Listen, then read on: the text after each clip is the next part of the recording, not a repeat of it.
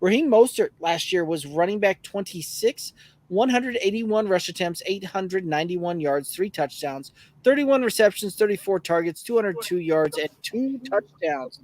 Thoughts on Raheem Mostert? I think Mostert's still viable if he stays healthy, right? Like he does play well in this offense. Now, they do have a crowded backfield, right? As we will see as we go through these running backs, the backfield is crowded, but somewhere around 850 yards does sound about right. So you're looking at a flex option, maybe a high end RB3, potentially a low end RB2, depending on if he's able to break a couple loose, right, for longer touchdowns. But, really it's going to kind of come down to which running back is garnering the most receptions, right, to kind of help you in your half point or full point PPR. And I think it's going to get spread out across all of them, honestly. So I don't know that that's a deciding factor. That being said, he still has some burst. He is a quick running back, right? The Dolphins love speed, and they have tons of speed. So there's big play potential. I like it for best ball, probably a little bit more than what I like it for redraft, just because you don't have to predict those big weeks. You just get to reap the rewards of them.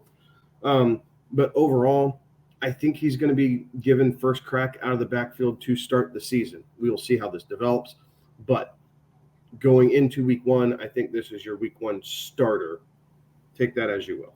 Yeah, it's very strange. All three, I mean, you can make the case for four, but the three of the running backs that we're going to talk about tonight, they're all kind of going, ADP wise around each other, which is kind of, a good thing and a bad thing, right? Like it's a good thing in that you're not going to spend a ton of draft capital on any one of these guys because there is a lot of, who is going to take charge in this backfield. But on that same token, because it's a confusing point in who is going to take charge, if you get the wrong one, you get the wrong one, and like that's going to be tough because they're not going to be hanging around really for another round or two for you to go back, and then you're going to be stuck with kind of like that situation that I was stuck in a couple of years back with the Buffalo running backs, and you couldn't figure out which one was the guy.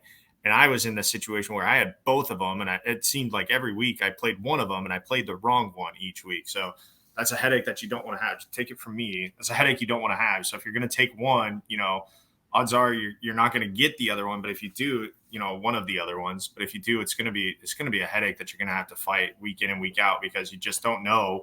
Unless you have a direct line to Mike McDaniel, and you just don't know which one's going to be the guy that week. Where he's coming off the board now in the 150s, you can absolutely put him on your roster as a fifth, maybe even a sixth running back, and he'll perform probably up in RB3. So I've got no problem putting Raheem Mostert on my roster as even my fifth running back type of thing to have as a depth piece, bye week fill in, and I can play the matchup there.